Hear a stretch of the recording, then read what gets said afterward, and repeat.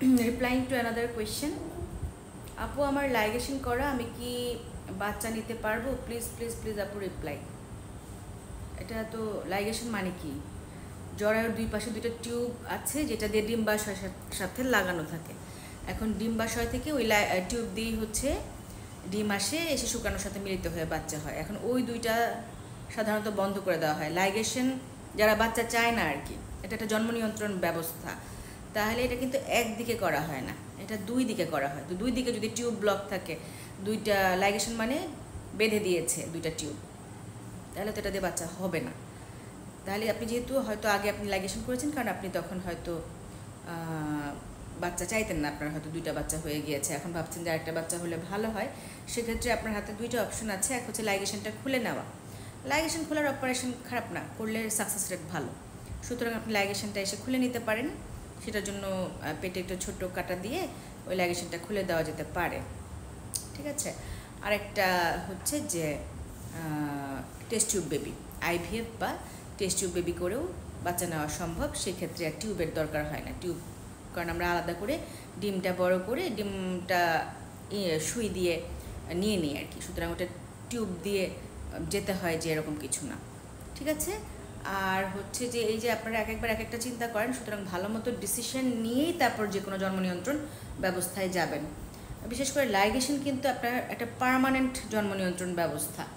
তো আপনারা দুইটা বাচ্চা নিয়েই লাইগেশন করে ফেলেন অনেকে সিজারের সময়, বা নর্মাল ডেলিভারির পরেও হচ্ছে যে অনেকে করে ফেলে।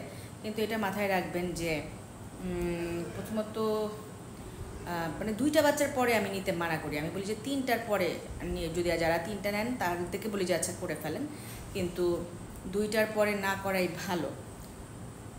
এরকম অনেক হয়েছে যে আমি শুনেছি যে আমাদের কাছে আসে যে একটা বাচ্চা পানিতে ডুবে মারা গিয়েছে, বা পরে কোনো কারণে বাচ্চা অসুস্থ হয়ে গিয়েছে, বা দেখা গিয়েছে একটা বাচ্চা প্রতিবন্ধী, সেটা তারা পরে বুঝতে পেরেছে, তখন তারা আরেকটা বাচ্চা চায়। সুতরাং লাইগেশন অনেক ভেবে চিনতে করতে হবে, যখন তখন নিয়ে মানে করে ফেলবেন না। জন্ম নিয়ন্ত্রণের তো আপনাদের আরও অনেক ব্যবস্থা আছে, সেগুলো নেওয়াই ভালো।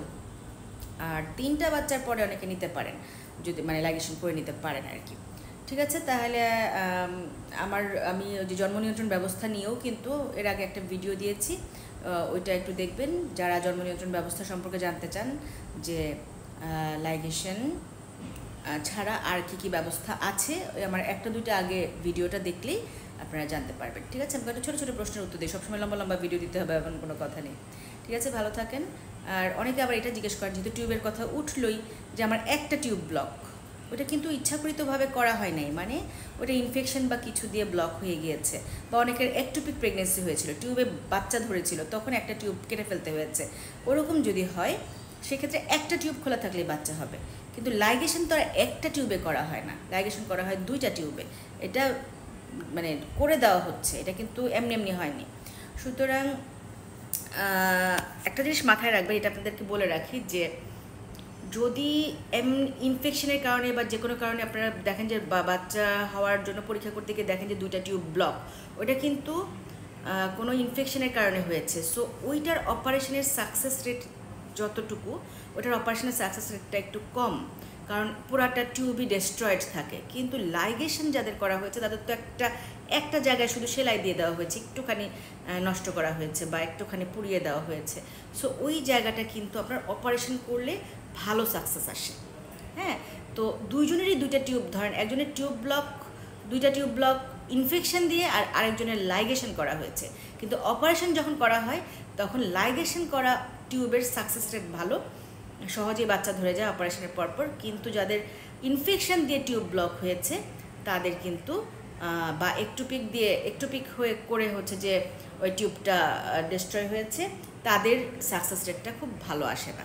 তাদের জন্য কিন্তু আবার আইভিএফ বা টেস্ট টিউব বেবিটা বেশি ভালো হবে আর কি। আর আইভিএফ করার সামর্থ্য তো আর সবার থাকে না। সুতরাং আপনি যদি একজন সাধারণ মানুষ হিসেবে চিন্তা করেন, তাহলে আপনি টিউব খোলার অপারেশনটা করে নিতে পারেন, আমিও করি। আচ্ছা, আমি একটু বলে দিই আমি কোথায় বসি। আমি ধানমন্ডি 8-এ আনোয়ার খান মডার্ন, এখানে চেম্বার করি। এই হসপিটালে ক্যাপিটাল মার্কেটের উপরে লিফটের 5, শনি থেকে বুধ 5 দিন সন্ধ্যা 6টা থেকে 10টা। আমার আইডির উপরে যে পিন করা 3টা ভিডিও আছে, সেখানে ফোন নাম্বার আছে, সেখানে ফোন দিয়ে সিরিয়াল দিয়ে নেবেন। শুধু এই অপারেশন না, যে কোনো ধরনের অপারেশন।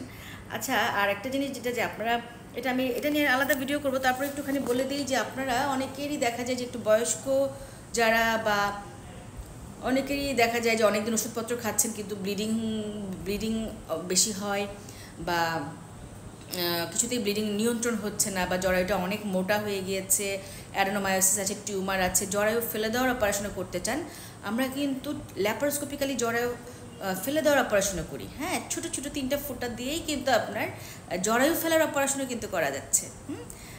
এটা সব জায়গায় প্রচলিত না, আমরা করি। সো আপনি চাইলে জরায়ু ফেলার অপারেশনও ল্যাপারোস্কোপিক্যালি করতে পারেন।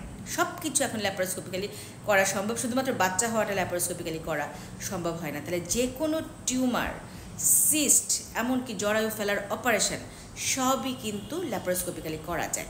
ঠিক আছে?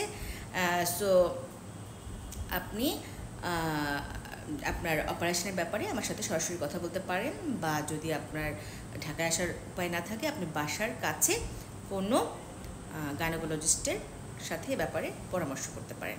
ঠিক আছে? ভালো থাকেন। আমি আপনাদের জন্য দোয়া করি, আপনারাও আমার জন্য দোয়া করবেন। বাই।